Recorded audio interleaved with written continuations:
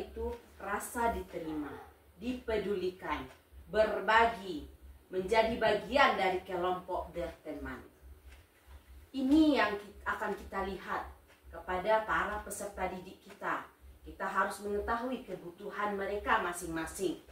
Baik itu kebutuhannya dalam bertahan hidup, baik itu kebutuhan kasih sayang, yang rasa diterima. Yang ketiga yaitu penguasaan. Penguasaan ini meliputi apa saja? Ada harga dirinya, ada keinginan untuk dianggap, diakui, berprestasi, dan memimpin. Lalu ada kebutuhan kebebasan, yaitu adanya rasa ingin mandiri, memiliki pilihan, dan mencoba hal baru. Lalu apalagi? Ada kebutuhan akan kesenangan, berupa bermain, humor, antusiasme, dan tertawa. Inilah kebutuhan dasar kita sebagai manusia yang apabila salah satunya tidak kita penuhi, maka akan berdampak pada diri kita, berdampak pada lingkungan kita, dan berdampak pada kehidupan kita. Nah, akan kita lihat lebih jauh, akan kita teliti lebih dalam lagi apa saja kebutuhan-kebutuhan ini. Lanjut. Nah, ada lagi nantinya motivasi perilaku. Motivasi yaitu yang berasal dari dalam diri kita dan motivasi yang berasal dari luar diri kita. Apa itu motivasi ekstrinsik yang berasal dari luar? Yaitu untuk menghindari ketidaknyamanan atau hukuman, adanya untuk mendapatkan imbalan atau penghargaan dari orang lain.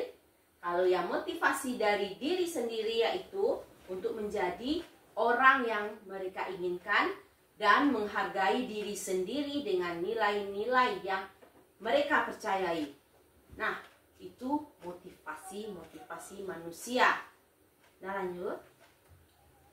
Nah, sekarang tadi adanya motivasi yang berasal dari orang lain, yaitu hukuman. Kita termotivasi untuk tidak terencana atau tiba-tiba. Murid tidak tahu apa yang akan terjadi atau tidak dilibatkan. Ini bersifat satu arah dan ini berupa hukuman fisik atau verbal. Terus adanya konsekuensi terencana, disepakati, sesuai dengan peraturan murid, tetap membuat tidak nyaman, sikap guru selalu memonitor murid. Yang ketiga adalah ini apa itu perbedaan antara hukuman, konsekuensi, dan restitusi. Antara hukuman, konsekuensi, dan restitusi itu sangat berbeda sekali. Kita terhadap peserta didik harusnya menghindari apa yang hal-hal yang akan berdampak negatif dan apa yang akan berdampak baik pada diri siswa. Yang pertama tadi hukuman. Kalau hukuman itu sifatnya tidak terencana, tiba-tiba. Misalnya anak sedang lari, hop, push up. Nah, itu hukuman. Tiba-tiba, tidak direncanakan. Dan murid tidak tahu apa yang akan terjadi. Jika dia datang dan akan kita marahkan, dia tidak tahu apa hukuman apa yang akan diberikan kepadanya. Nah, bersifatnya satu arah. Hanya kita sebagai pemberi hukuman. Nah, berupa hukuman fisik atau verbal. Apa itu? Baik itu perkataan kita atau perbuatan kita yang bisa menghukum mereka. Nah, ada lagi ini seharusnya tidak. Hukuman tidak boleh diberikan, seharusnya tidak perlu diberikan. Ada lagi konsekuensi. Kalau konsekuensi itu sifatnya terencana atau disepakati. Nah, bagi anak ibu yang berkata kotor, apa yang konsekuensi yang akan kita lakukan? Nah, kita akan membayar denda, Bu. Nah, itu terencana atau disepakati terlebih dahulu, baru peraturan itu dilaksanakan. Nah, ada lagi yaitu murid tetap dibuat tidak nyaman. Walaupun telah kita rencanakan, tapi tetap itu efeknya tidak nyaman bagi murid kita. Nah, sikap guru selalu memonitor murid. Kita yang selalu mengawasi murid. Kita yang selalu memberikan arahan selalu kepada murid. Yang ketiga yaitu adanya restitusi. Kalau restitusi apa? Proses penciptaan kondisi bagi murid untuk memperbaiki kesalahan yang telah dia buat. Nah, prosesnya yaitu kolaboratif yang mengajarkan murid untuk mencari solusi sendiri. Jadi, apabila murid kita melakukan kesalahan, dengan restitusi ini kita mengarahkan murid tersebut untuk dia tahu kesalahan yang dia lakukan, dan dengan kita berkolaborasi dengan murid, nantinya dia akan mencari cara untuk memperbaiki kesalahan yang telah diperbuatnya. Jadi, inilah tindakan-tindakan atas apa yang telah dilakukan murid dan apa yang kita lakukan. Apakah jika murid kita bersalah, apakah kita akan memberi hukuman atau konsekuensi atau restitusi. Kalau hukuman ini hanya kita yang menjadi penguasanya, sedangkan murid sebagai bagian yang tidak berdaya. Kalau konsekuensi, kita berempati dengan murid, namun tetap di sini murid yang tidak akan nyaman. Sedangkan restitusi, kita berikan kepada murid pemahaman, kita berikan kepada murid alasan, bertanya alasannya. Nanti murid akan mengetahui apa yang telah dia perbuat, apa kesalahannya, dan nantinya dia akan mencari solusi bersama kita bagaimana upaya dia untuk memperbaiki kesalahan yang telah dia buat. Nah, lanjut. Nah, disinilah posisi kontrol guru apabila terjadi kesalahan pada murid. Apabila murid membuat suatu kesalahan yang pastinya dia memiliki alasan tertentu untuk melakukannya. Nah, di sini posisi kontrol kita sebagai penghukumkah kita, atau sebagai pembuat rasa bersalahkah, atau kita sebagai teman, atau kita sebagai pemantau, atau kita sebagai manajer. Ada 1, 2, 3, 4, 5 posisi kita seorang guru dalam mengontrol setiap tindakan salah dari siswa kita.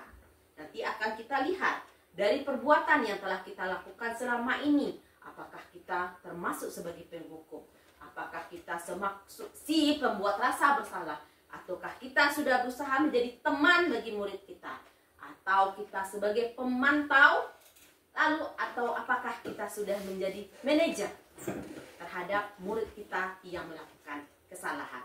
Lanjut. Nah, di sini kita akan melihat contoh penerapan posisi kontrol kita tadi. Ada 5 tadi sebagai penghukum, nih sebagai penghukum dan sebagai pembuat rasa bersalah. Kalau kita di posisi sebagai penghukum, maka contoh perilakunya adalah hormat pada bendera selama 1 jam. Nah, di sini kita yang menghukum siswa. Di sini siswa hanya bisa menjalankan apa yang kita paksakan kepada mereka. Hormat pada bendera selama 1 jam. Ini mungkin merugikan bagi anak kita, tapi masih banyak juga kita, rekan-rekan kita yang melakukan hal ini terhadap murid kita. Nah, itu sebagai penghukum. Kalimat-kalimatnya tidak terencana, mendadak, berupa verbal dan fisik. Nah, yang kedua, pembuat rasa bersalah. Ketika ada siswa kita yang membuat kesalahan, nah, di sini berapa kali Bapak harus memberitahu kamu? Kamu selalu saja mengecewakan Bapak dan Ibu. Walaupun di sini kita dengan nada yang lembut, dengan nada yang tidak keras, dan dengan tidak memberikan hukuman secara verbal dan fisik, tapi tetap saja kita akan membuat siswa kita tidak nyaman. Kita akan membuat siswa kita merasa bersalah dan tidak bisa menjawab apa yang kita katakan. Bapak, beberapa kali Ibu harus memberitahu kamu, kamu selalu saja mengecewakan Ibu. Nah, langsung anak tersebut akan sedih hatinya. Nah, itu dia yang membuat rasa bersalah. Lanjut. Nah, kalau sebagai teman, apabila siswa kita membuat suatu kesalahan, di sini kita menerapkan posisi kontrol kita sebagai teman. Yuk, ayo duduk. Ikuti aturan sekolah, tolong bantu Ibu. Ya, sekali ini saja. Ya sudah, tidak apa-apa. Lain kali jangan berbuat seperti itu lagi ya. Itu sebagai teman. Kita mengajak anak kita yang telah berbuat salah dengan berbicara dari hati ke hati. Kita tanyakan nanti, ya sudah tidak apa-apa, memang semua orang pernah berbuat salah. Nah, lain kali jangan berbuat seperti itu lagi ya. Nah, di sini nantinya siswa kita tidak ada tekanan dalam jiwanya. Dia akan merasakan nyaman dengan kita karena dia merasa kita adalah temannya. Dah, ada lagi sini sebagai pemantau. Kalau di sini sebagai pemantau, kamu sudah melanggar aturan sekolah. Kamu tahu konsekuensinya. Setelah upacara bendera, kamu beli atribut di koperasi dan jangan diulangi lagi. Ini contoh bagi anak kita yang melanggar aturan seperti tidak pakai topi atau tidak pakai dasi. Saat kita melihat anak kita berbuat salah, kita mengambil contoh posisi kontrol sebagai pemantau. Kalau sebagai teman tadi, kita tidak menyakiti perasaannya, namun di situ tidak ada konsekuensi, tidak ada apa yang harus dilakukan anak tersebut. Dia hanya, ya tidak apa-apa, besok jangan diulangi lagi. Hanya sebatas itu saja. Nah, kalau pemantau ada penekanan, konsekuensinya harus dilakukan, aturannya harus ditegakkan, itu sebagai pemantau. Dan lanjut. Nah, kalau sebagai manajer, apakah kamu tahu di mana letak kesalahanmu? Kita tanyakan kepada siswa kita. Kesalahan apa yang telah ia buat? Apa pelanggaran yang telah apa peraturan yang telah dilanggarnya? Nah, berasal dari dirinya sendiri dahulu. Dia tahu akan kesalahannya. Nah, kira-kira bagaimana kamu akan memperbaiki kesalahanmu, dan anak sendiri yang akan mencari solusi atas apa yang telah dibuatnya, kesalahan tersebut. Kalau tadi sebagai pemantau kita, kamu tahu konsekuensinya kan? Nah, pergi ke koperasi beli, masih kita di situ yang mengontrol, masih kita yang posisinya. Tapi kalau sudah manajer, kita berikan dia pemahaman, kita tanya apa letak kesalahannya, dia akan memikirkan sendiri, dia akan mencari sendiri kesalahannya, dan bagaimana kamu memperbaiki. Dia yang akan mencari solusi dari permasalahan yang telah dibuatnya, dia yang akan mencari solusi atas apa yang telah dibuatnya. Lanjut. Nah, sekarang kita Bapak Ibu, posisi kontrol apakah aku? Nah, kita sudah melihat tadi ada 5 posisi kontrol. Sebagai penghukum, sebagai teman, sebagai pembuat rasa bersalah, sebagai pemantau, dan sebagai manajer. Nah, yang telah kita lakukan kepada murid kita apa kira-kira selama ini? Oh, apakah kita sebagai penghukum? Apakah kita sebagai pemantau? Oh, apakah kita yang selalu pembuat rasa bersalah? Nah, di sini kamu tidak pernah benar melakukannya. Nah, kira-kira dari kata-kata ini kamu tidak pernah benar melakukannya. Posisi kontrol apakah ini biasanya Bapak Ibu? Kalau penghukum tadi, ayo hormat kepada tiang bendera. Nah, pembuat rasa bersalah, iya. Kamu apalah ini? Tidak pernah betul kamu mengerjakannya. Ya, ini kalimat posisi kontrol dari si pembuat merasa bersalah. Lanjut. Nah, apa rencanamu untuk menyelesaikan masalah ini? Nah, iya, manajerial. Lanjut. Nah, ayolah lakukan demi Bapak Ibu ya. Nah, apa itu? Nah, kalau kita tadi, ayo lakukan demi Bapak Ibu. Nah, itu sebagai kita apa? Sebagai pemantau. Nah,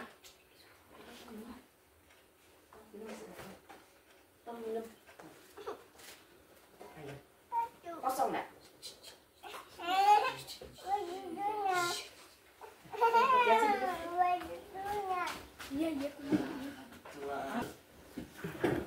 Nah, yalah, lanjut lagi. Ayo lakukan demi Bapak dan Ibu ya. Nah, lanjut. Nah, ada lagi yaitu pertanyaan, kamu tidak pernah mendapatkan nilai jika tidak mengerjakan tugas. Ini pertanyaan yang akan membuat rasa bersalah pada anak.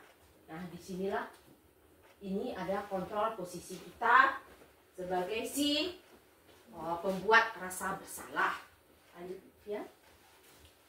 Nah, keyakinan kelas. Kita masuk lagi pada keyakinan kelas. Mengapa keyakinan kelas? Mengapa bukan peraturan kelas? Nah, kalau dahulu sewaktu masuk tahun ajaran baru, di dalam kelas kita bersama siswa kita akan membuat suatu aturan yang akan diterapkan di kelas. Adanya 1, 2, 3, 4, 5 apa saja yang boleh dilakukan, dan jika tidak melakukan bahwa itu akan dinamakan melanggar aturan. Nah, sekarang dari aturan kita akan lebih maju lagi, meningkat lagi pada keyakinan kelas. Kita bukan lagi aturan kelas, tapi kita akan melihat keyakinan kelas. Mengapa keyakinan kelas? Mengapa bukan peraturan kelas? Yuk kita simak lagi. Nah, untuk membentuk peraturan kelas, untuk membentuk keyakinan kelas, apa yang kita yakini di kelas kita, bukan kita peraturan. Kalau peraturan itu bersifat tidak boleh mencoret dinding, itu lebih negatif pemahaman kita. Tidak boleh tidak boleh masuk tanpa izin. Nah, itu kesannya keras, lebih keras. Tapi kalau keyakinan kelas bersifat abstrak, berupa pernyataan universal, dibuat dengan pernyataan positif, sedikit saja agar mudah diingat, sesuai dengan kondisi kelas dan sekolah sehingga mudah diterapkan. Semua warga kelas dilibatkan saat membuat keyakinan kelas.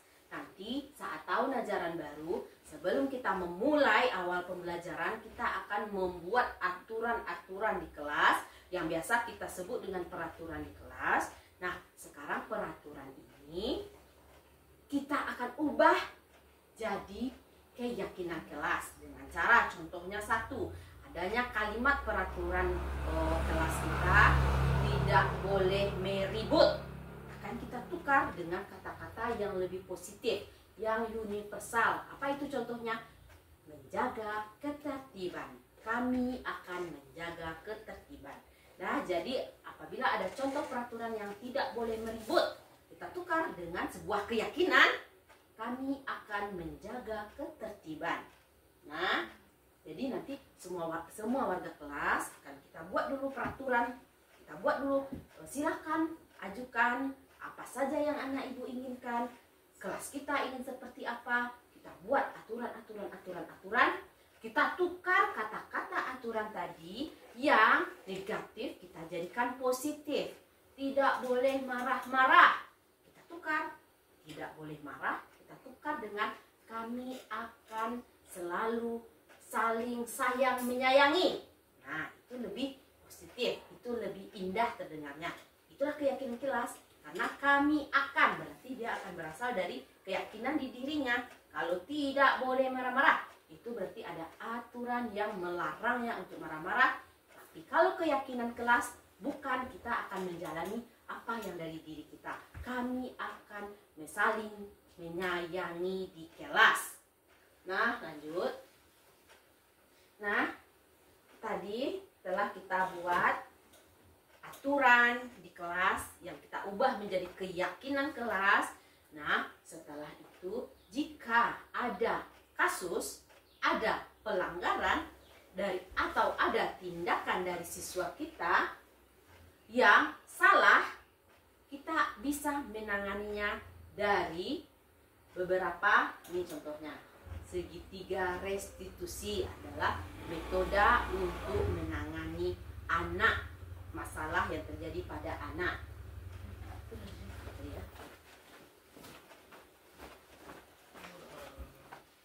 Ya sedang menikah. Nah, apa itu segitiga restitusi? Yaitu suatu proses dialog yang dijalankan oleh guru agar menghasilkan murid yang mandiri dan bertanggung jawab.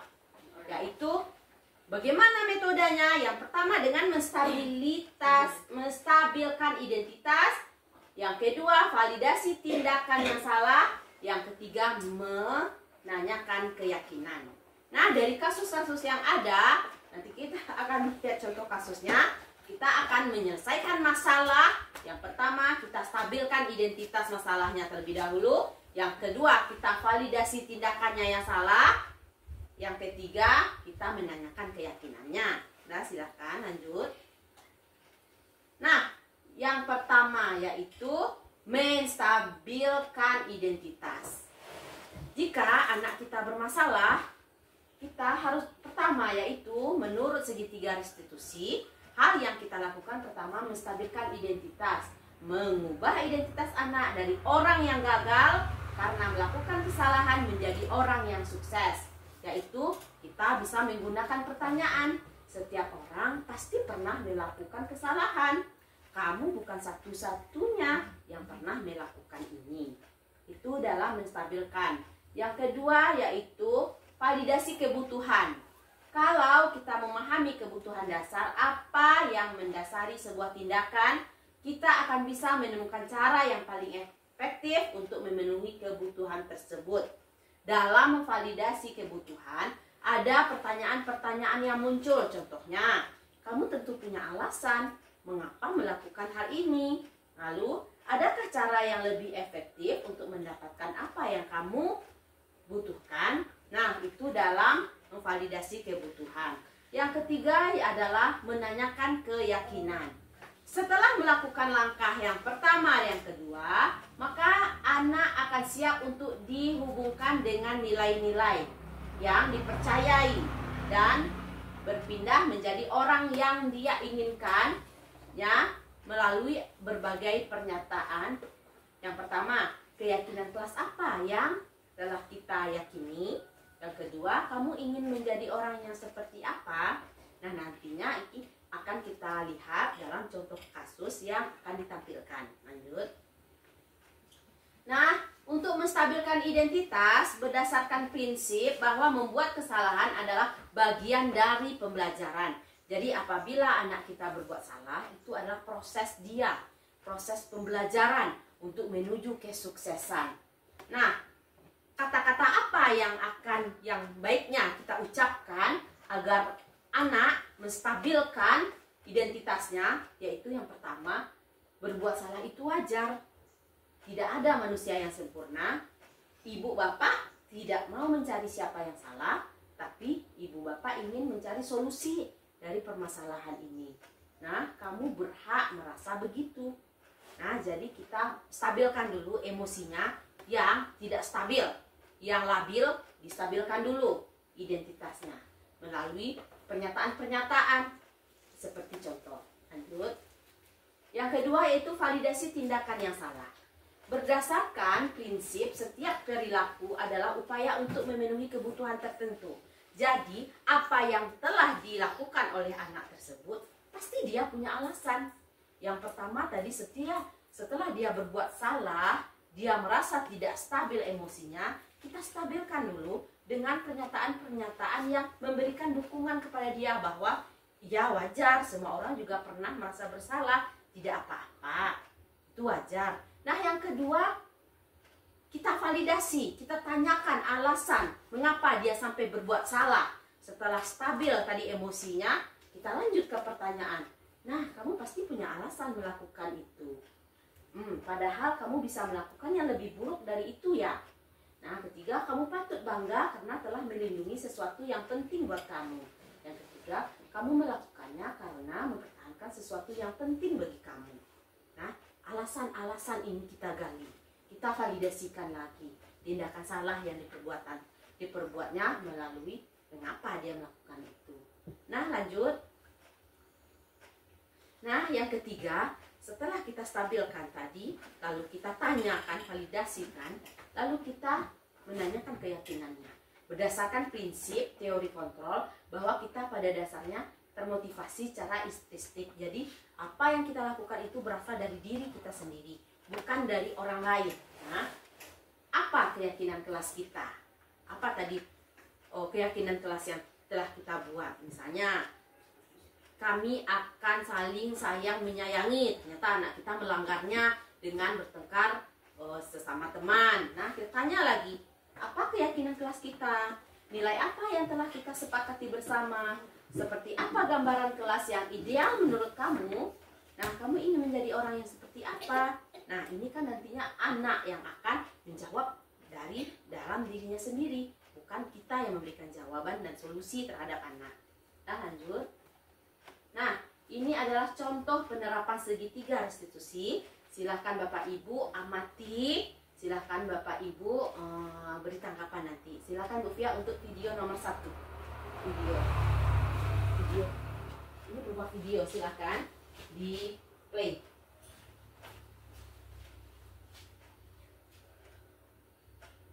Suaranya bisa.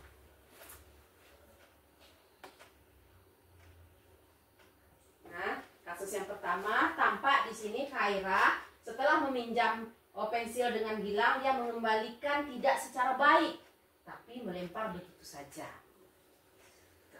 Nah, setelah itu Khaira akan dipanggil oleh guru ayah.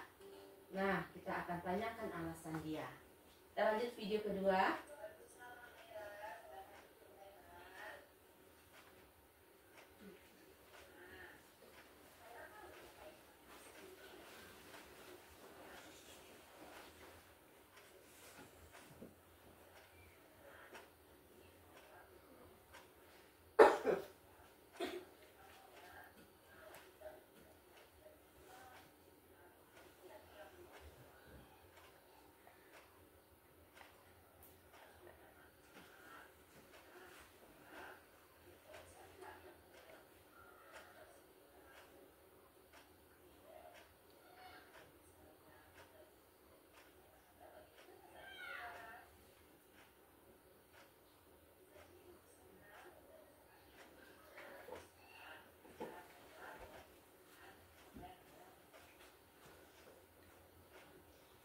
Nah, itulah tadi contoh penerapan segitiga restitusi. Yang pertama, tampaknya kasus. Yang kedua, sepertinya ini sebuah permasalahan yang terjadi. Yang ketiga, kita memanggil anak yang bermasalah tadi. Dan kita menerapkan segitiga restitusi. Yang pertama, kita validasi identitasnya dulu. Yang kedua, kita menanyainya lebih dalam. Yang ketiga, kita akan menanyai keyakinan kelas yang telah kita sepakati bersama. Nah, lanjut.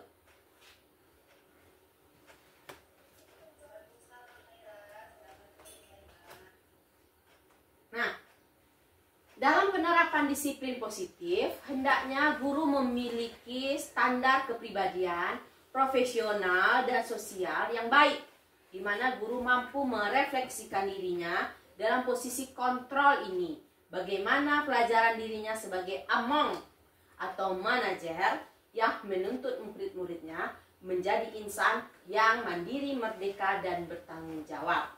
Nah, hendaknya setelah kita membahas tentang budaya positif, kita bisa menerapkan dalam sekolah kita ini.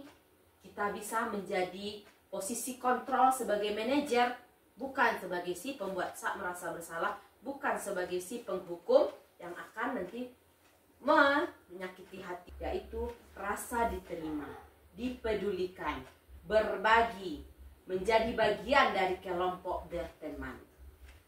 Ini yang akan kita lihat kepada para peserta didik kita. Kita harus mengetahui kebutuhan mereka masing-masing, baik itu kebutuhannya dalam bertahan hidup, baik itu kebutuhan kasih sayang, yang rasa diterima. Yang ketiga yaitu penguasaan. Penguasaan ini meliputi apa saja? Ada harga dirinya, ada keinginan untuk dianggap, diakui, berprestasi, dan memimpin. Lalu ada kebutuhan kebebasan, yaitu adanya rasa ingin mandiri, memiliki pilihan, dan mencoba hal baru. Lalu apalagi? Ada kebutuhan akan kesenangan, berupa bermain, humor, antusiasme, dan tertawa. Inilah kebutuhan dasar kita sebagai manusia yang apabila salah satunya tidak kita penuhi, maka akan berdampak pada diri kita, berdampak pada lingkungan kita, dan berdampak pada kehidupan kita. Nah, akan kita lihat lebih jauh, akan kita teliti lebih dalam lagi apa saja kebutuhan-kebutuhan ini. Lanjut. Nah, ada lagi nantinya motivasi perilaku. Motivasi yaitu yang berasal dari dalam diri kita, dan motivasi yang berasal dari luar diri kita. Apa itu motivasi ekstrinsik yang berasal dari luar?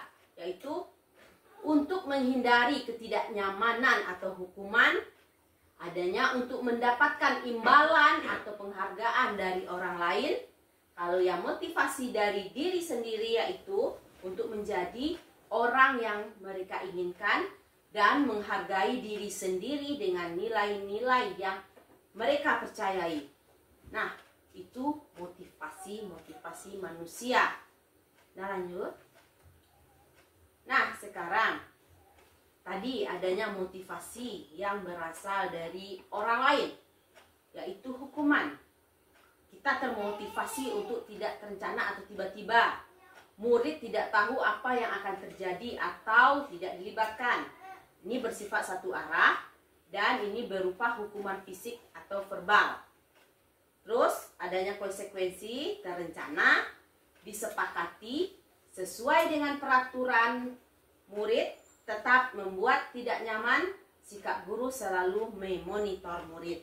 Yang ketiga adalah ini apa itu perbedaan antara hukuman, konsekuensi, dan restitusi. Antara hukuman, konsekuensi, dan restitusi itu sangat berbeda sekali.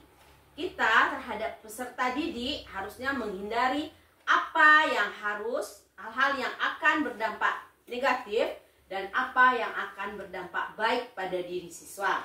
Yang pertama tadi hukuman. Kalau hukuman itu sifatnya tidak terencana, tiba-tiba.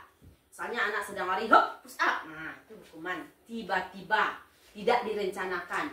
Dan murid tidak tahu apa yang akan terjadi. Jika dia datang dan akan kita marahkan, dia tidak tahu apa hukuman apa yang akan diberikan kepadanya. Nah, bersifatnya satu arah, hanya kita sebagai pemberi hukuman. Nah, berupa hukuman fisik atau verbal. Apa itu? Baik itu perkataan kita atau perbuatan kita yang bisa menghukum mereka. Nah, ada lagi ini seharusnya tidak. Hukuman tidak boleh diberikan, seharusnya tidak perlu diberikan. Ada lagi konsekuensi. Kalau konsekuensi itu sifatnya terencana atau disepakati. Nah, bagi anak ibu yang berkata kotor, apa yang konsekuensi yang akan kita lakukan? Nah, kita akan membayar denda, Bu. Nah, itu terencana atau disepakati terlebih dahulu, baru peraturan itu dilaksanakan. Nah, ada lagi yaitu murid tetap dibuat tidak nyaman. Walaupun telah kita rencanakan, tapi tetap itu efeknya tidak nyaman bagi murid kita. Nah, sikap guru selalu memonitor murid. Kita yang selalu mengawasi murid. Kita yang selalu memberikan arahan selalu kepada murid. Yang ketiga yaitu adanya restitusi. Kalau restitusi apa? Proses penciptaan kondisi bagi murid untuk memperbaiki kesalahan yang telah dia buat. Nah, prosesnya yaitu kolaboratif yang mengajarkan murid untuk mencari solusi sendiri.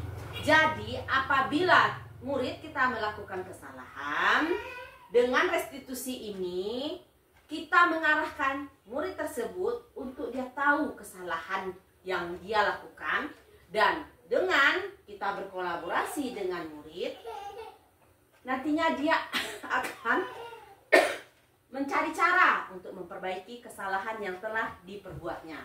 Jadi, inilah tindakan-tindakan atas apa yang telah dilakukan murid dan apa yang kita lakukan. Apakah jika murid kita bersalah, apakah kita akan memberi hukuman atau konsekuensi atau restitusi.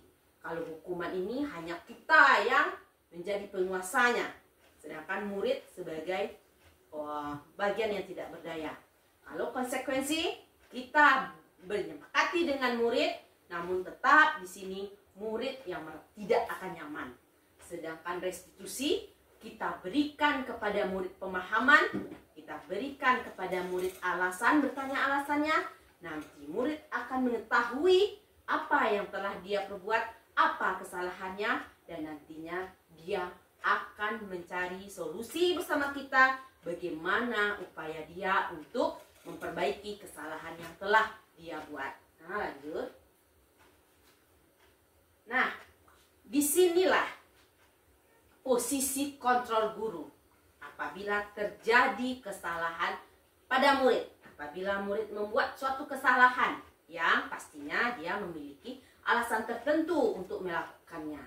Nah, di sini posisi kontrol kita sebagai penghukumkah kita, atau sebagai pembuat rasa bersalahkah, atau kita sebagai teman, atau kita sebagai pemantau, atau kita sebagai manajer.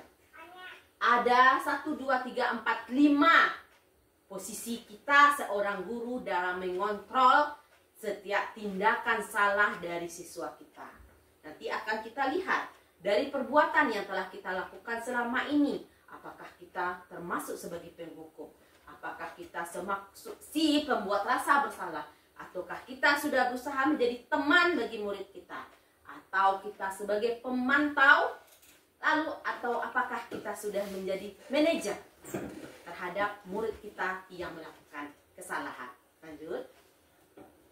Nah, di sini kita akan melihat contoh penerapan posisi kontrol kita tadi. Ada 5 tadi sebagai penghukum, nih sebagai penghukum dan sebagai pembuat rasa bersalah. Kalau kita di posisi sebagai penghukum, maka contoh perilakunya adalah hormat pada bendera selama 1 jam. Nah, di sini kita yang menghukum siswa. Di sini siswa hanya bisa menjalankan apa yang kita paksakan kepada mereka. Hormat pada bendera selama 1 jam. Ini mungkin merugikan bagi anak kita, tapi masih banyak juga kita, rekan-rekan kita yang melakukan hal ini terhadap murid kita.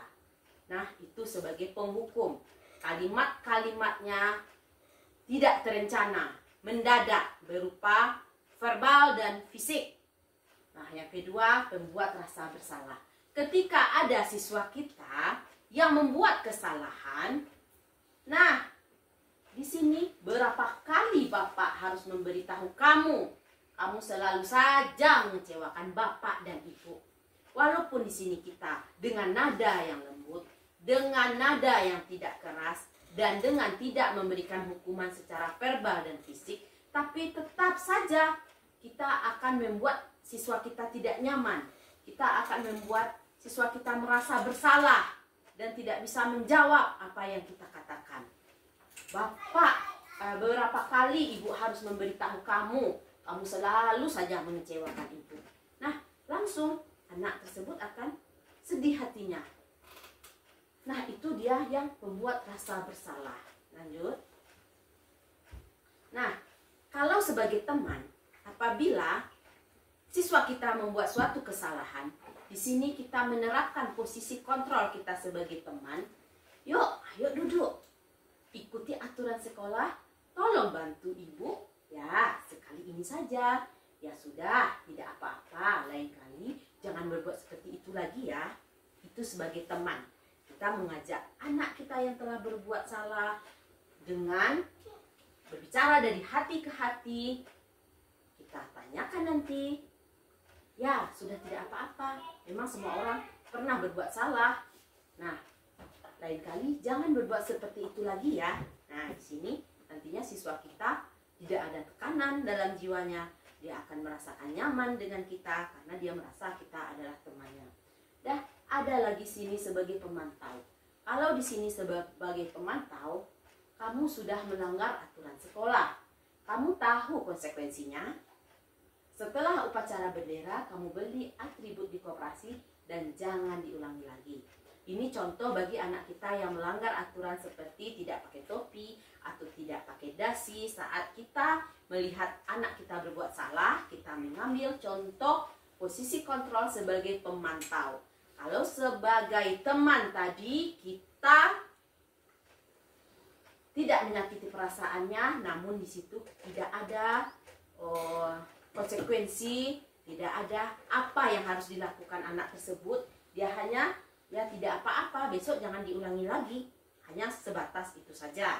Nah, kalau pemantau ada penekanan, konsekuensinya harus dilakukan, aturannya harus ditegakkan, itu sebagai pemantau. Dan lanjut. Nah, kalau sebagai manajer, apakah kamu tahu di mana letak kesalahanmu? Kita tanyakan kepada siswa kita. Kesalahan apa yang telah ia buat? Apa pelanggaran yang telah apa peraturan yang telah dilanggarnya? Nah, berasal dari dirinya sendiri dahulu. Dia tahu akan kesalahannya. Nah, kira-kira bagaimana kamu akan memperbaiki kesalahanmu, dan anak sendiri yang akan mencari solusi atas apa yang telah dibuatnya, kesalahan tersebut. Kalau tadi sebagai pemantau kita, kamu tahu konsekuensinya kan? Nah, pergi ke korporasi beli, masih kita di situ yang mengontrol, masih kita yang posisinya. Tapi kalau sudah manajer, kita berikan dia pemahaman, kita tanya apa letak kesalahannya, dia akan memikirkan sendiri, dia akan mencari sendiri kesalahannya, dan bagaimana kamu memperbaiki. Dia yang akan mencari solusi dari permasalahan yang telah dibuatnya, dia yang akan mencari solusi atas apa yang telah dibuatnya. Lanjut. Nah, sekarang kita Bapak Ibu, posisi kontrol apakah aku? Nah, kita sudah melihat tadi ada 5 posisi kontrol. Sebagai penghukum, sebagai teman, sebagai pembuat rasa bersalah, sebagai pemantau, dan sebagai manajer. Nah, yang telah kita lakukan kepada murid kita apa kira-kira selama ini? Oh, apakah kita sebagai penghukum? Apakah kita sebagai pemantau? Oh, apakah kita yang selalu pembuat rasa bersalah? Nah, di sini kamu tidak pernah benar melakukannya. Nah, kira-kira dari kata-kata ini kamu tidak pernah benar melakukannya. Posisi kontrol apakah ini biasanya Bapak Ibu? Kalau penghukum tadi, ayo hormat kepada tiang bendera. Nah, pembuat rasa bersalah, iya. Kamu apalah ini? Tidak pernah betul kamu mengerjakannya. Ya, ini kalimat posisi kontrol dari si pembuat merasa bersalah. Lanjut.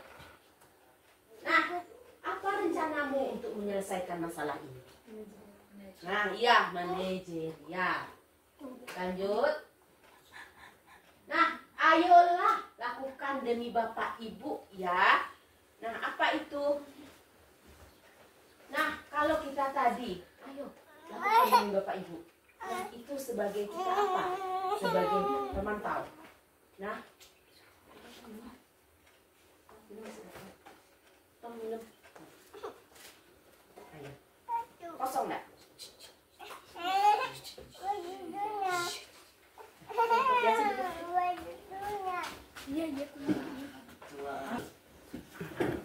Nah, yalah, lanjut lagi. Ayo lakukan demi Bapak dan Ibu ya. Nah, lanjut. Nah, ada lagi yaitu pertanyaan, kamu tidak pernah mendapatkan nilai jika tidak mengerjakan tugas. Nah, ini pertanyaan yang akan membuat rasa bersalah pada anak. Nah, disinilah ini ada kontrol posisi kita sebagai si pembuat rasa bersalah. Lanjut ya. Nah, keyakinan kelas. Kita masuk lagi pada keyakinan kelas. Mengapa keyakinan kelas? Mengapa bukan peraturan kelas? Nah, kalau dahulu sewaktu masuk tahun ajaran baru, di dalam kelas kita bersama siswa kita akan membuat suatu aturan yang akan diterapkan di kelas. Adanya 1, 2, 3, 4, 5 apa saja yang boleh dilakukan, dan jika tidak melakukan bahwa itu akan dinamakan melanggar aturan. Nah, sekarang dari aturan kita akan lebih maju lagi, meningkat lagi pada keyakinan kelas. Kita bukan lagi aturan kelas, tapi kita akan melihat keyakinan kelas. Mengapa keyakinan kelas? Mengapa bukan peraturan kelas? Yuk kita simak lagi. Nah, untuk membentuk peraturan kelas, untuk membentuk keyakinan kelas, apa yang kita yakini di kelas kita, bukan kita peraturan. Kalau peraturan itu bersifat tidak boleh mencoret dinding, itu lebih negatif pemahaman kita. Tidak boleh tidak boleh masuk tanpa izin. Nah, itu kesannya keras, lebih keras. Tapi kalau keyakinan kelas bersifat abstrak, berupa pernyataan universal, dibuat dengan pernyataan positif, sedikit saja agar mudah diingat, sesuai dengan kondisi kelas dan sekolah sehingga mudah diterapkan. Semua warga kelas dilibatkan saat membuat keyakinan kelas. Nanti saat tahun ajaran baru, sebelum kita memulai awal pembelajaran, kita akan membuat aturan-aturan di kelas yang biasa kita sebut dengan peraturan di kelas. Nah, sekarang peraturan ini kita akan ubah jadi keyakinan kelas dengan cara, contohnya satu, adanya kalimat peraturan kelas kita, tidak boleh meribut. Akan kita tukar dengan kata-kata yang lebih positif, yang universal. Apa itu contohnya? Menjaga ketertiban. Kami akan menjaga ketertiban. Nah, jadi apabila ada contoh peraturan yang tidak boleh meribut, kita tukar dengan sebuah keyakinan, kami akan menjaga ketertiban. Nah, jadi nanti semua warga kelas akan kita buat dulu peraturan, kita buat dulu, silahkan ajukan apa saja yang anak ibu inginkan, kelas kita ingin seperti apa, kita buat aturan, kita tukar kata-kata aturan tadi yang negatif kita jadikan positif. Tidak boleh marah-marah, kita tukar, tidak boleh marah, kita tukar dengan kami akan selalu saling sayang menyayangi. Nah, itu lebih positif, itu lebih indah terdengarnya. Itulah keyakinan kelas. Karena kami akan, berarti dia akan berasal dari keyakinan di dirinya. Kalau tidak boleh marah-marah, itu berarti ada aturan yang melarangnya untuk marah-marah. Tapi kalau keyakinan kelas, bukan, kita akan menjalani apa yang dari diri kita. Kami akan saling menyayangi di kelas. Nah, lanjut. Nah, tadi telah kita buat aturan di kelas yang kita ubah menjadi keyakinan kelas. Nah, setelah itu jika ada kasus, ada pelanggaran atau ada tindakan dari siswa kita yang salah, kita bisa menanganinya dari beberapa, ini contohnya. Segitiga restitusi adalah metode untuk menangani anak, masalah yang terjadi pada anak.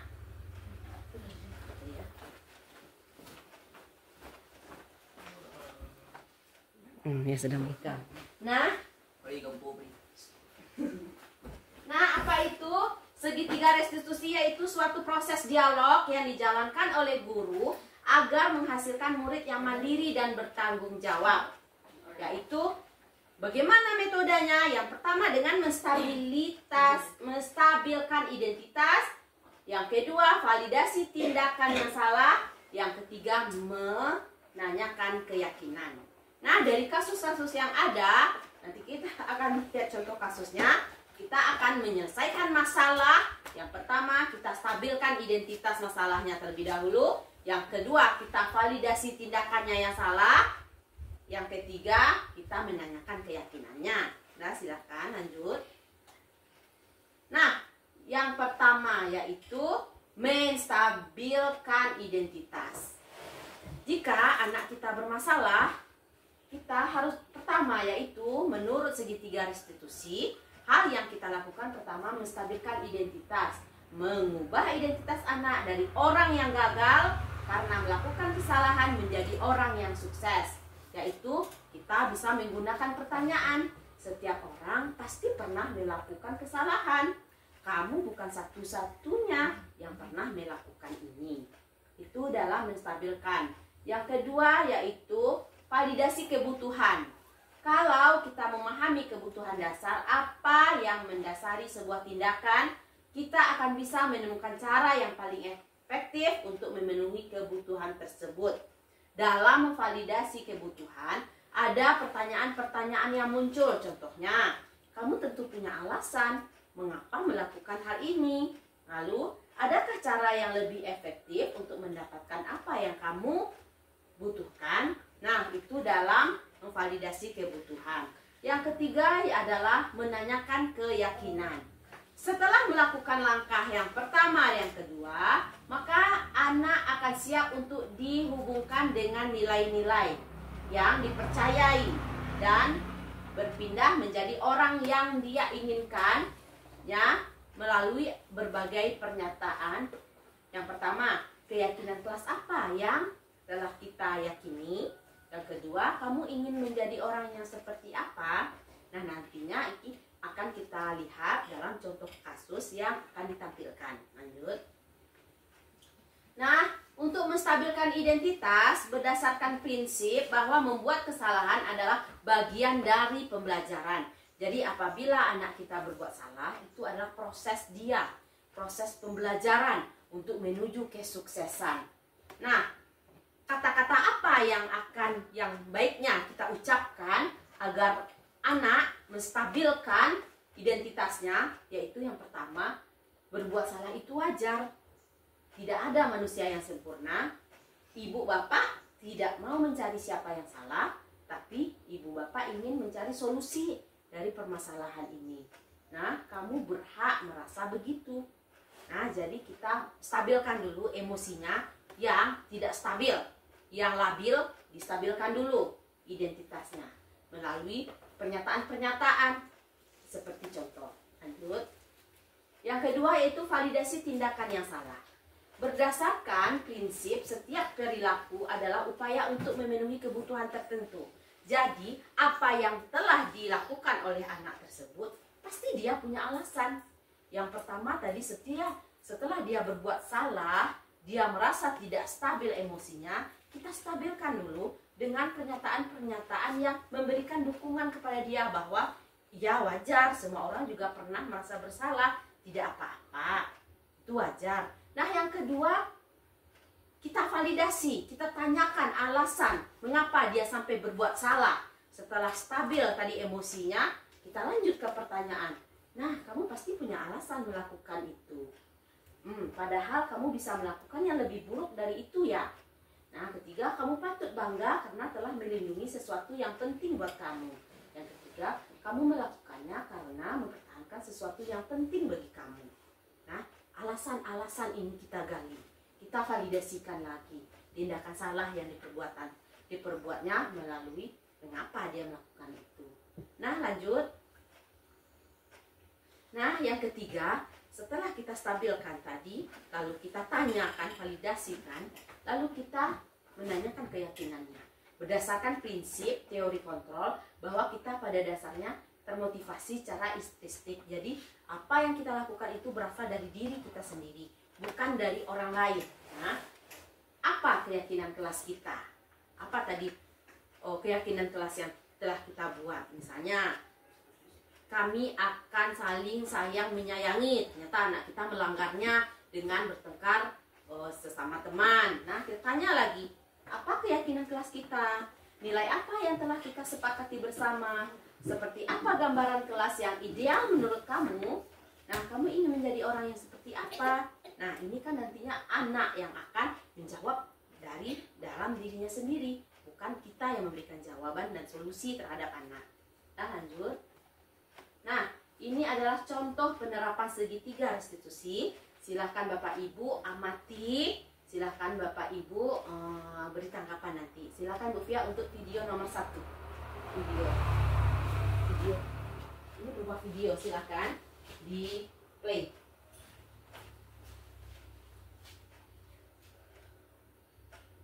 Suaranya bisa.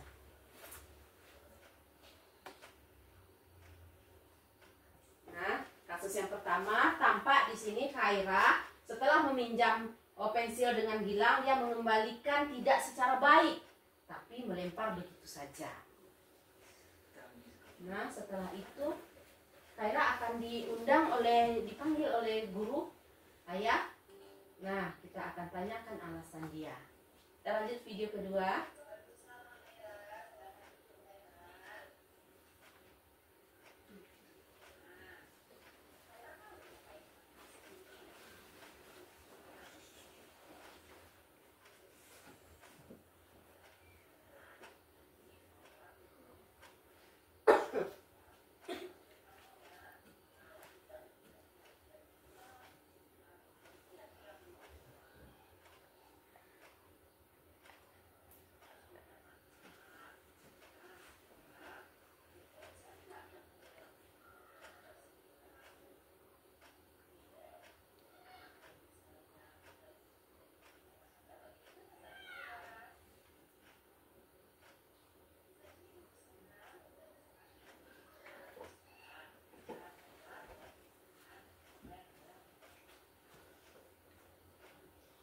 Nah, itulah tadi contoh penerapan segitiga restitusi. Yang pertama, tampaknya kasus. Yang kedua, sepertinya ini sebuah permasalahan yang terjadi. Yang ketiga, kita memanggil anak yang bermasalah tadi. Dan kita menerapkan segitiga restitusi. Yang pertama, kita validasi identitasnya dulu. Yang kedua, kita menanyainya lebih dalam. Yang ketiga, kita akan menanyai keyakinan kelas yang telah kita sepakati bersama. Nah, lanjut.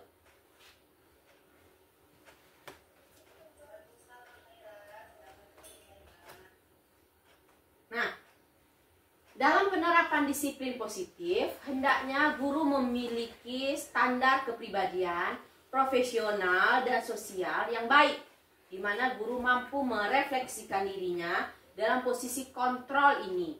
Bagaimana pelajaran dirinya sebagai among atau manajer yang menuntut murid-muridnya menjadi insan yang mandiri, merdeka, dan bertanggung jawab.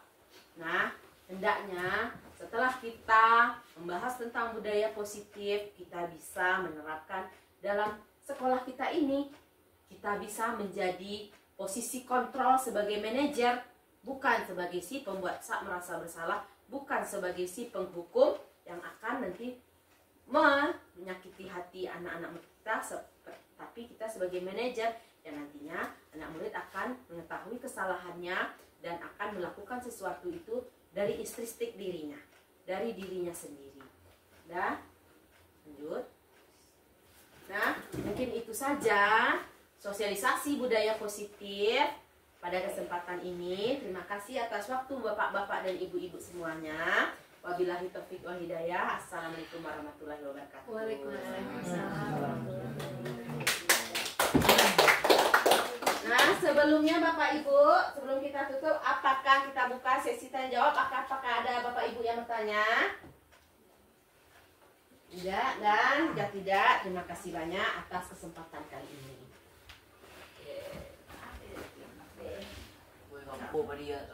Muhammad wa ala alihi wa sahbihi rasulillahi ajma'in. Nah, Bapak Ibu, alhamdulillah kita berkumpul pada kesempatan kali ini untuk mensosialisasikan penyebaran pemahaman dan penerapan pengalaman budaya positif di sekolah kita. Kebetulan saya sebagai CGP Angkatan 10 di SD kita 12 Kabupaten Kabupaten. Nah, Bapak Ibu semuanya, apa itu budaya positif? Bagaimana budaya positif? Akan kita lihat lebih jauh lagi, akan kita kupas lebih dalam lagi dalam sosialisasi kita kali ini. Nah, baiklah Bapak Ibu. Nah, apa itu budaya positif? Budaya positif adalah merupakan perwujudan dari nilai-nilai keyakinan universal yang diterapkan di sekolah. Budaya positif dapat mendorong murid untuk berpikir, bertindak, dan menciptakan sebagai proses memerdekakan dirinya sehingga murid mampu mandiri, penuh hormat dan tanggung jawab. Budaya positif ini adalah sesuatu yang kita inginkan dari nilai-nilai kita, dari keyakinan kita yang akan kita terapkan di sekolah kita ini. Mau jadi apa kita, mau ingin seperti anak kita. Nah, kebiasaan bagaimana, keyakinan yang bagaimana. Nah, inilah yang akan kita gali, akan kita buat nanti di sekolah kita ini. Nah, apa gunanya budaya positif ini? Budaya positif ini diharapkan nantinya mendorong murid kita untuk berpikir dan bertindak serta menciptakan sebagai proses memerdekakan dirinya sehingga murid mampu mandiri, penuh hormat dan tanggung jawab terhadap dirinya sendiri dan terhadap apa yang akan dicapainya nanti. Nah, apa saja itu konsep inti dari budaya positif? Yang pertama adalah perubahan paradigma belajar. Disiplin positif, nilai-nilai kebajikan, kebutuhan dasar manusia, motivasi perilaku manusia, posisi kontrol guru, keyakinan kelas, segitiga restitusi. Nah, 1, 2, 3, 4, 5, 6, 7, 8. Ada 8 konsep inti dalam budaya positif. Sebelum kita nanti menerapkan budaya positif di sekolah, kita akan mengetahui terlebih dahulu apa saja bagian-bagian konsep inti dari budaya positif ini. Yaitu yang pertama, perubahan paradigma belajar. Bagaimana nantinya kita akan mengubah pandangan kita terhadap belajar itu sendiri. Yang kedua adalah disiplin positif yang akan kita terapkan di sekolah kita, dari ruang kelas dan di lingkup sekolah kita. Yang ketiga, nilai-nilai kebajikan apa yang nantinya akan kita terapkan, yang akan kita lakukan. Nah, yang keempat, kita akan melihat kebutuhan dasar kita. Kebutuhan dasar kita sebagai manusia dalam nantinya mewujudkan budaya positif. Lalu, motivasi perilaku manusia. Seperti apa nantinya yang akan kita berikan kepada anak didik kita. Nah, kita lihat nanti posisi kontrol guru, kita sebagai guru bagaimana nanti posisi kontrol kita terhadap anak-anak murid. Dan kita nantinya akan membuat keyakinan kelas atau kesepakatan yang telah kita yakini bersama dari aturan-aturan yang telah ada. Setelah itu kita akan melihat segitiga restitusi untuk menangani berbagai kasus yang ada terhadap murid kita. Nah, lanjut. Nah, yang pertama adalah pembelajaran dengan paradigma baru. Yaitu pembelajaran dengan paradigma baru. Pembelajaran dengan paradigma baru merupakan pembelajaran yang dirancang berdasarkan prinsip pembelajaran berdiferensiasi, sehingga peserta didik belajar sesuai kebutuhannya berdasarkan tahap perkembangan sesuai teori psikologi modern untuk mewujudkan peserta didik yang memiliki profil pelajar Pancasila.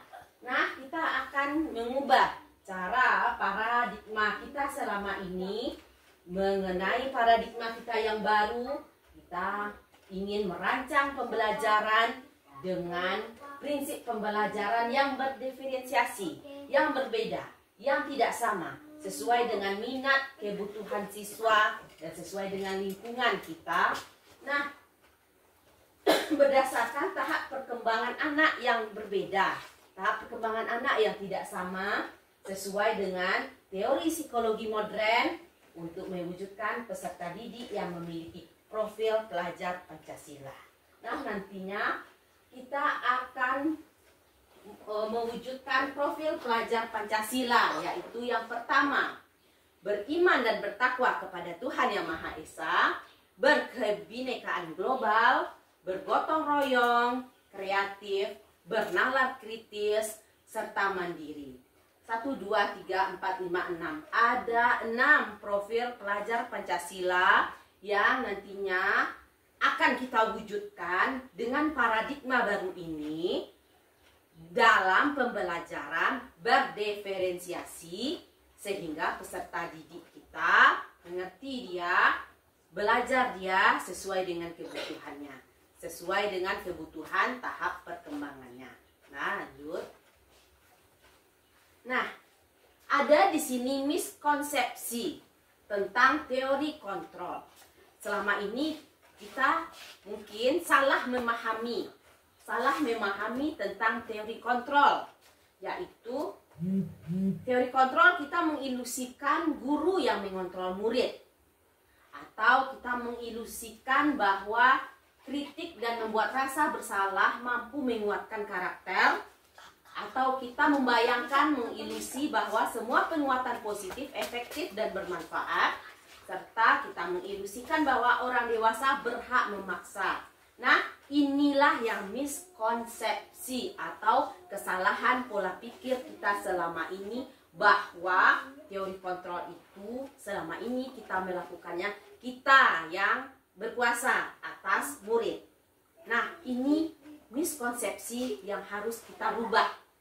Di sini kita yang bukan pengontrol murid seutuhnya. Kita harus semampunya kita jangan sampai menimbulkan rasa bersalah untuk menguatkan karakter, dan kita tidak boleh memaksa apa yang ada pada kita terhadap anak didik kita, serta untuk menguatkan positif efektif yang bermanfaat. Nah, itu bukan wewenang dari kita. Maksudnya tidak ada paksaan dari kita. Kita bukan yang mengontrol semuanya. Nanti akan kita lihat lebih jauh miskonsepsi tentang teori kontrol, bagaimana seharusnya kita bertindak, bagaimana seharusnya kita sebagai seorang guru. Lanjut. Nah, ini teori kontrol menurut Dr. William Glasser. Tadi kita sudah menemukan, sudah tahu kita ada miskonsepsi. Nah, sekarang kita lihat teori kontrol menurut Dr. William Glasser. Nah, teori kontrol menyatakan bahwa semua perilaku memiliki tujuan, bahwa terhadap perilaku yang tidak disukai. Jadi, dalam teori kontrol ini menyatakan bahwa apapun yang kita lakukan, apapun yang dilakukan, itu ada tujuannya. Bahkan terhadap perilaku yang tidak disukai pun memiliki tujuan, memiliki alasan mengapa perilaku itu dilakukan.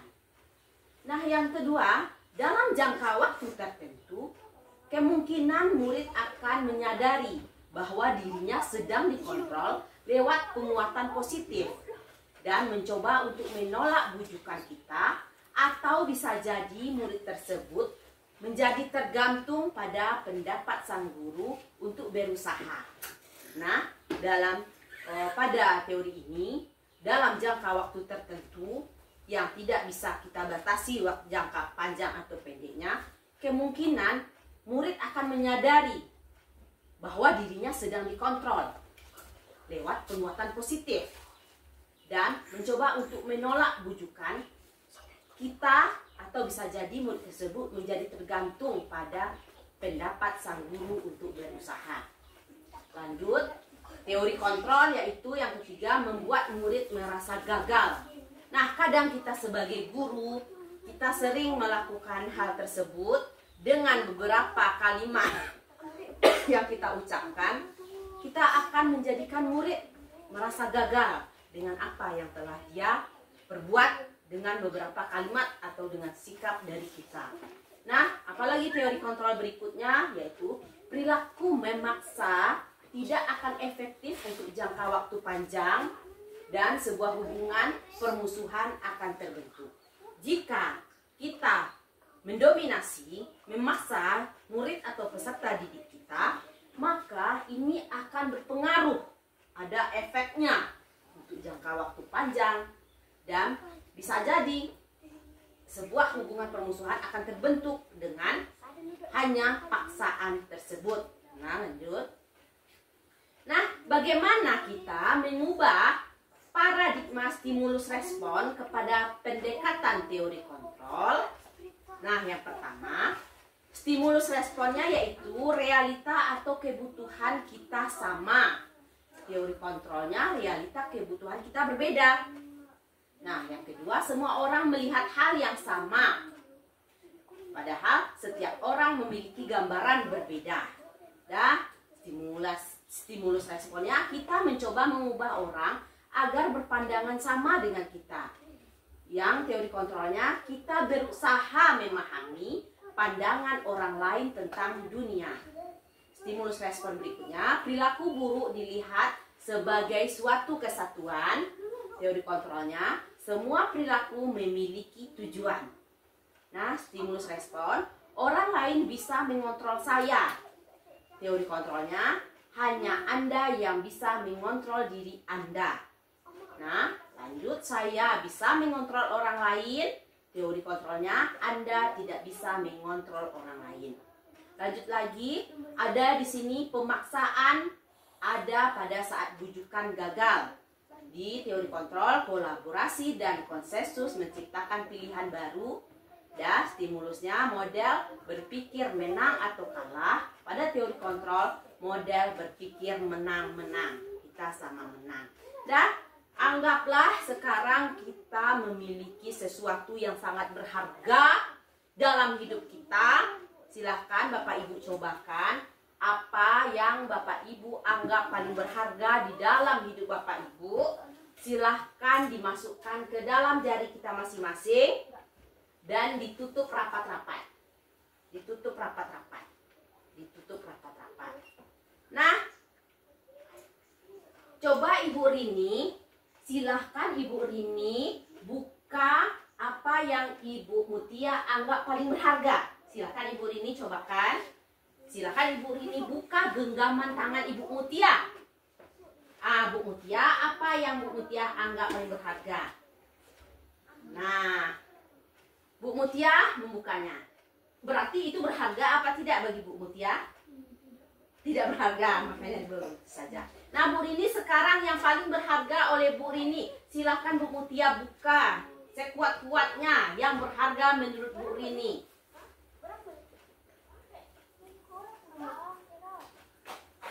Bisa Bu Mutia? Tidak Bu. Nah, karena itu merupakan satu hal yang berharga menurut Bu Rini. Jadi, menurut teori kontrol ini, kita memiliki sesuatu dalam diri kita. Hanya kita sendiri yang berhak membuka atau menutupnya, bukan dorongan dari orang lain. Hanya kita yang berhak, kita mau atau tidak. Nah, itu menurut stimulasi dan respon pendekatan kepada teori kontrol. Jadi, yang berhak mengontrol diri kita sendiri adalah kita. Yang bisa memerintah diri kita sendiri adalah kita. Yang ingin kita lakukan atau yang tidak ingin kita lakukan adalah kita. Nah, itu dia nanti kolaborasi bisa dengan bukan, bisa dengan rayuan, baru bisa kita melakukannya. Tidak dengan paksaan. Nah, lanjut. Nah, disiplin positif. Apa itu disiplin positif? Nah, akan kita lihat. Disiplin berasal dari kata disiplina, yang artinya belajar. Nah, disiplin diri juga mempelajari bagaimana cara kita mengontrol diri kita dan bagaimana menguasai diri untuk memilih tindakan yang mengacu pada nilai-nilai kita berbagi. Dan di sini disiplin positif merupakan salah satu cara penerapan disiplin yang bertujuan untuk menumbuhkan kesadaran dan memberdayakan peserta didik tanpa reward dan hukuman. Nah, disiplin mengacu pada disiplin diri yang memiliki tanggung jawab terhadap apa yang dilakukan berdasarkan nilai-nilai yang diyakini. Nah, disiplin mengontrol diri, menguasai diri, memilih tindakan yang mengacu pada nilai-nilai yang dihargai. Nah, penerapan disiplin bertujuan untuk apa tadi? Menumbuhkan kesadaran dan memberdayakan peserta didik tanpa reward dan hukuman. Jadi disiplin ini berasal dari dalam diri kita sendiri. Tanpa adanya reward, tanpa adanya hukuman. Akankah kita disiplin? Akankah kita mengontrol? Akankah kita menguasai diri kita sendiri tanpa ada sanksi dan tanpa ada sebuah penghargaan? Nah, untuk apa nantinya disiplin ini? Agar kita memiliki rasa tanggung jawab terhadap apa yang dilakukan berdasarkan nilai-nilai yang telah kita yakini. Lanjut. Nah, disiplin positif sebagai pendidik, kita sebagai guru, tujuan kita adalah menciptakan peserta peserta didik yang memiliki disiplin diri sehingga mereka berperilaku yang mengacu pada nilai-nilai kebajikan universal dan memiliki motivasi intrinsik dari dalam diri dalam perubahan perilaku ke arah yang lebih baik.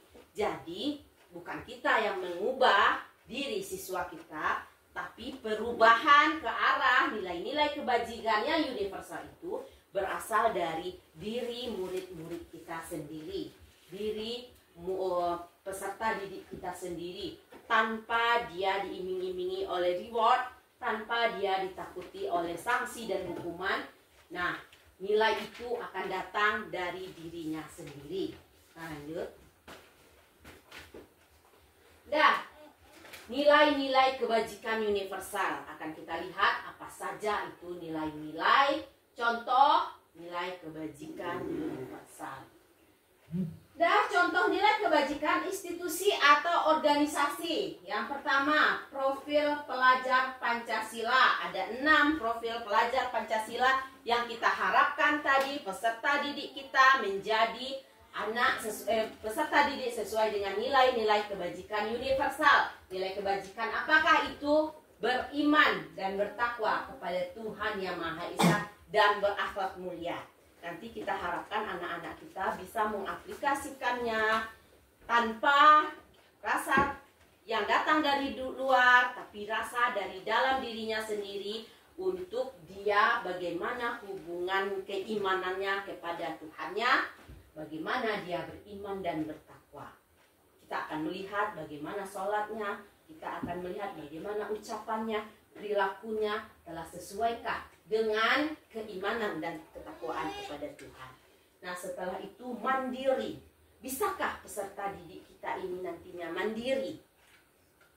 Akankah peserta didik kita ini nantinya dia akan percaya pada dirinya sendiri? Nah, lalu dia akan bernalar kritis. Saat nanti ada pemecahan-pemecahan masalah dalam pembelajaran atau soal-soal, apakah bisa anak kita bernalar sendirinya? Tidak lagi kita sebagai kontrol yang memaksa, tapi anak kita akan mencari jawaban-jawaban dalam pembelajarannya secara bernalar kritis. Nah, ada lagi kebinekaan global. Bagaimana dia nantinya akan menghadapi teman sesamanya? Apakah dia akan membeda-bedakan temannya? Apakah dia akan tidak menyukai teman yang berbeda dengan dia? Nah, lalu adanya gotong royong. Kita mengharapkan nilai kebajikan gotong royong ini dikuasai oleh anak kita. Gotong royong di lingkungan kita, gotong royong dalam kebaikan. Nah, setelah itu mereka nantinya akan menjadi anak-anak yang kreatif, yang memiliki ide-ide inovasi yang baru.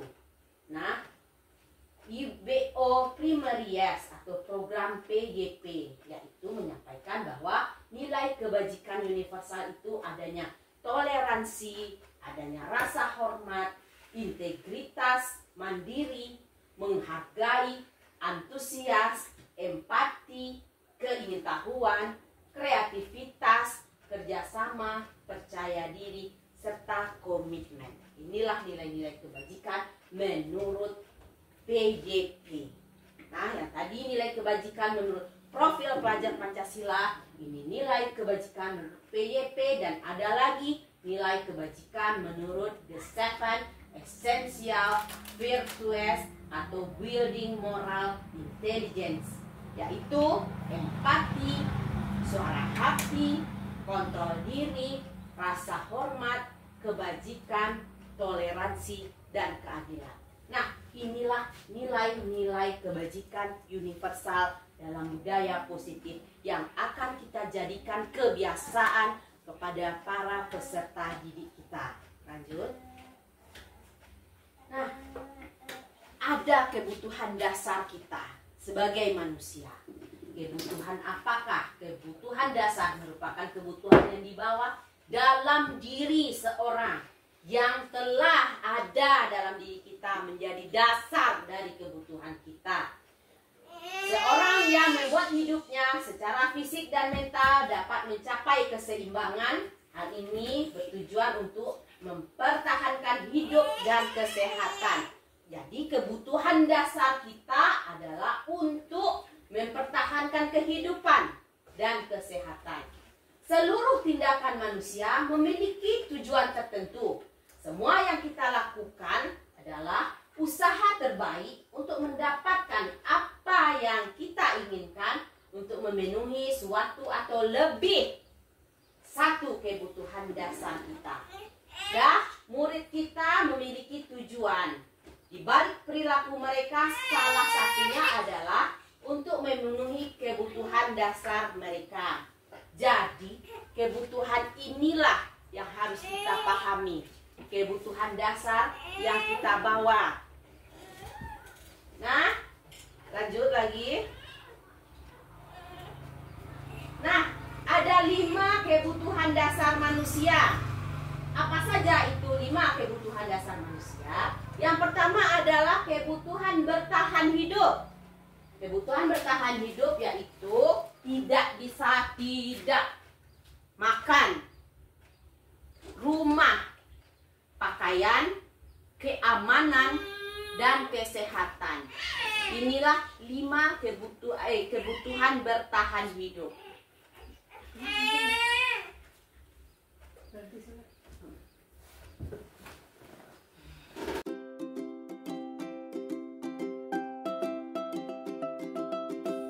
Assalamualaikum warahmatullahi wabarakatuh.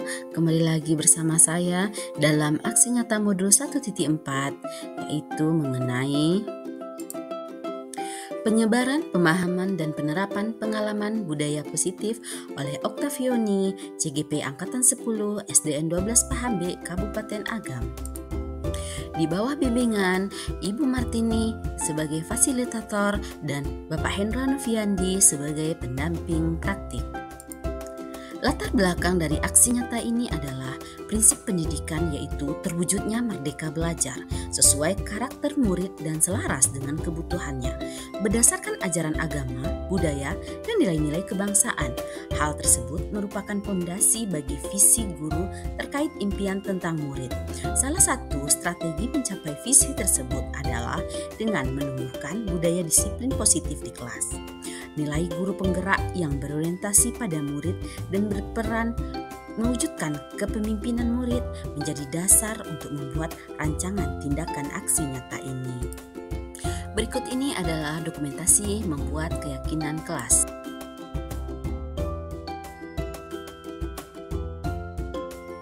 Inilah sosialisasi budaya positif yang telah saya laksanakan pada rekan guru di sekolah tempat saya mengajar.